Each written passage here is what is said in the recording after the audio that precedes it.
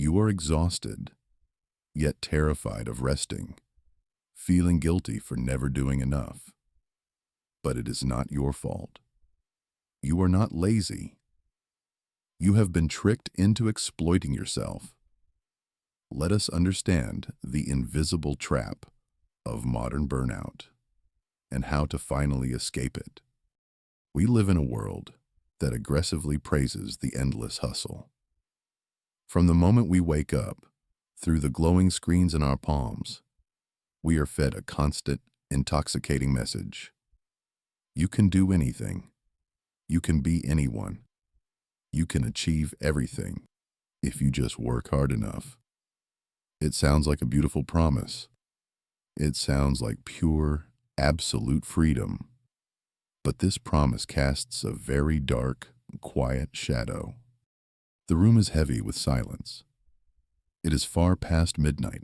The only light comes from the cold, artificial blue glow of your screen, reflecting in your tired eyes. Your shoulders ache with a dull, familiar tension. Your mind feels like a glass filled to the absolute brim, ready to spill over at the slightest touch. Yet, your fingers keep moving. You tell yourself, just a little more work, just one more task to cross off the list, to ensure you are not falling behind.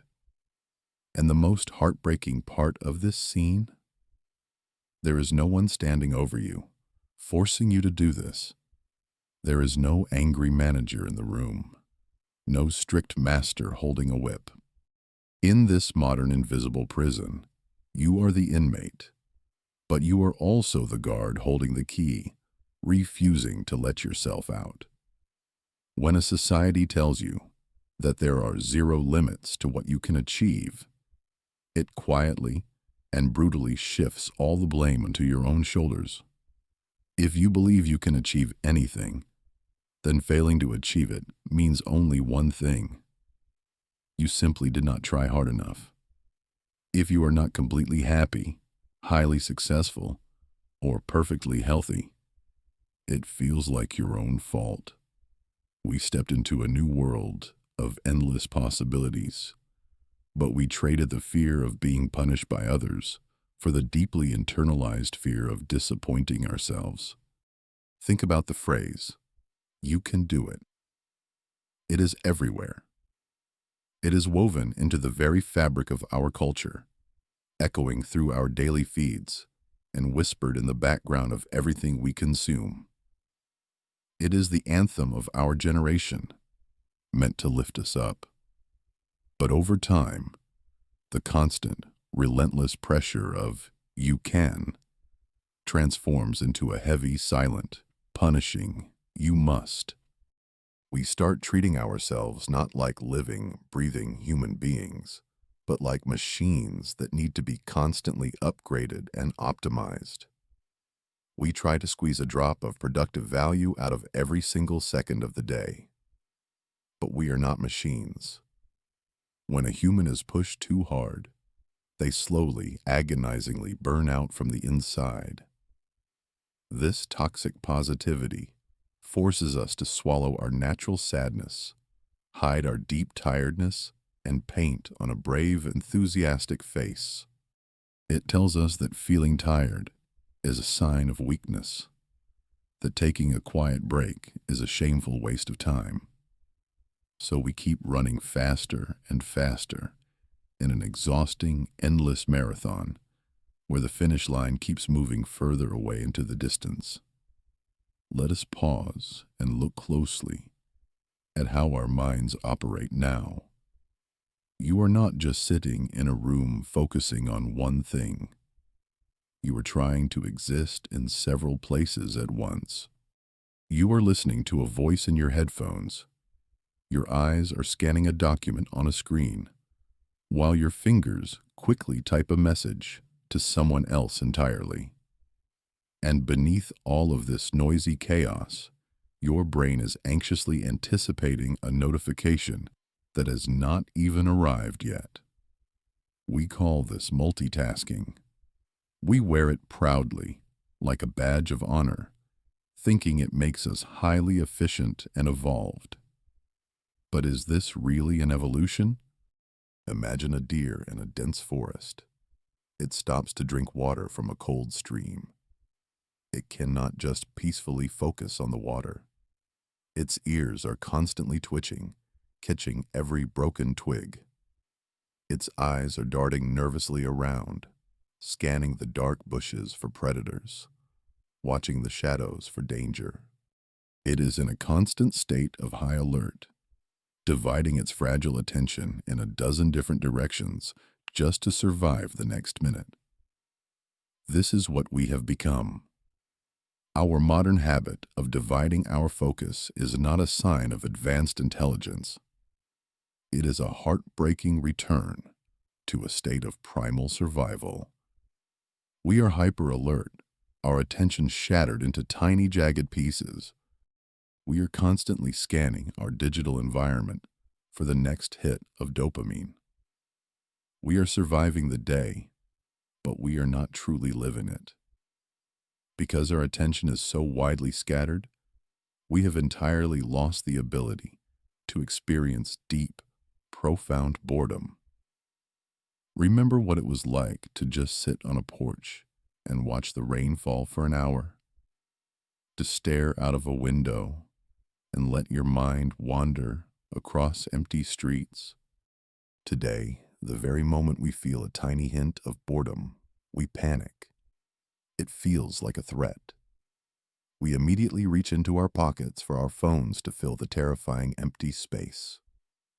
We swipe. We scroll. We consume endless amounts of information, terrified of being left completely alone with our own quiet thoughts. But boredom is not your enemy. Profound, quiet boredom is the rich soil where true creativity and deep peace grow. It is the necessary pause between the notes that makes the music beautiful.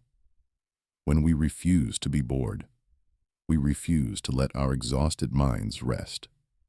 You might lie in bed at night, your body physically exhausted, but your mind is fighting a loud, chaotic war.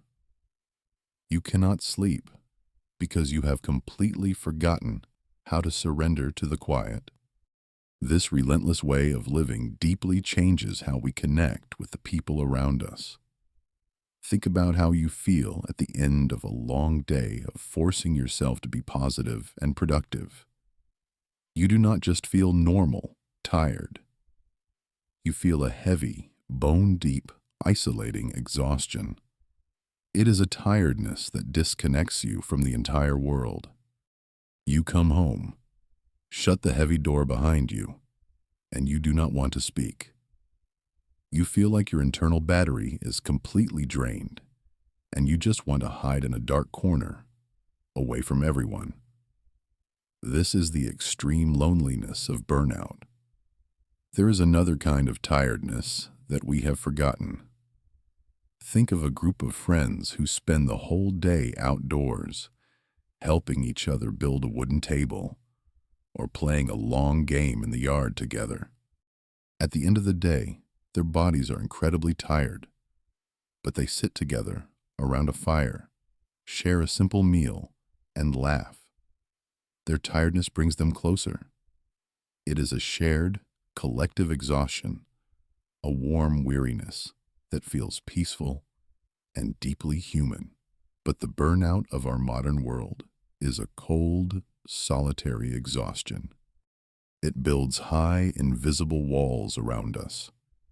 It makes us feel like we are the only ones struggling, the only ones who cannot keep up with the impossible pace.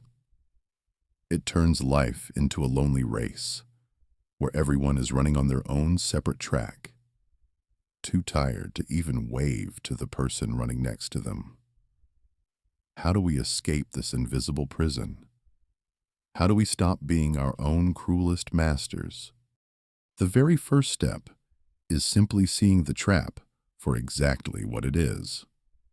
You must realize that the heavy pressure to be perfect and productive at all times is an illusion. The harsh, critical voice in your head telling you that you are never doing enough, is not the voice of absolute truth. It is merely the echo of a society that profits immensely from your endless, exhausting striving. We must find the quiet courage to reclaim the simple word no, to say no to the endless demands of the screen, no to the toxic need to always be achieving something, no to the crippling fear of missing out. We must learn the forgotten art of stopping, not just taking a quick break so we can work even harder later, but truly, deeply stopping. Imagine a Sunday morning where you give yourself permission to do absolutely nothing. You do not read a complicated book to improve your mind. You do not clean the house to feel productive. You just sit comfortably by the window. You watch the dust particles dance slowly in the morning sunlight. You listen to the low, steady hum of the refrigerator. You feel the physical weight of your body resting completely on the chair. You let yourself be a passive, quiet observer of the world, rather than an active, exhausted creator of endless noise. There is a profound, healing beauty in uselessness. Not everything you do needs to have a specific purpose, a measurable goal, or a return on your investment. Sometimes, the most important brave thing you can do is simply exist. To let the busy world spin wildly around you without trying to control it, fix it, or keep up with it. You do not need to earn your right to rest. Rest is not a reward for burning yourself out. You do not need to achieve greatness to be worthy of peace. The machine of society will always want more from you. It will always whisper that you can do better, run faster, climb higher. But you hold the ultimate power to unplug. You have the fundamental human right to step off the spinning wheel. Let the heavy tiredness wash over you, not as a symbol of your failure, but as a gentle, vital reminder of your own humanity. You are not a project to be completed. You are not a brand to be managed. You are a person, fragile, beautifully complex, and deeply deserving of quiet. Close your eyes. Let go of the desperate need to do, and for the first time in a very long time, just allow yourself to be.